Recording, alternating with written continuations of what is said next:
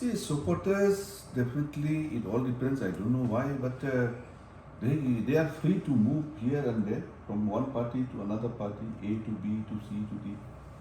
But elected members, they are not free to do that. They have been binded by the law, and they have to be, act and behave as per the law.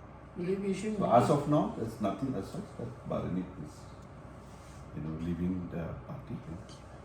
We in UDP strongly believe that the people who are at the grassroots level are the most important people which you have to take into consideration before making any move or decision.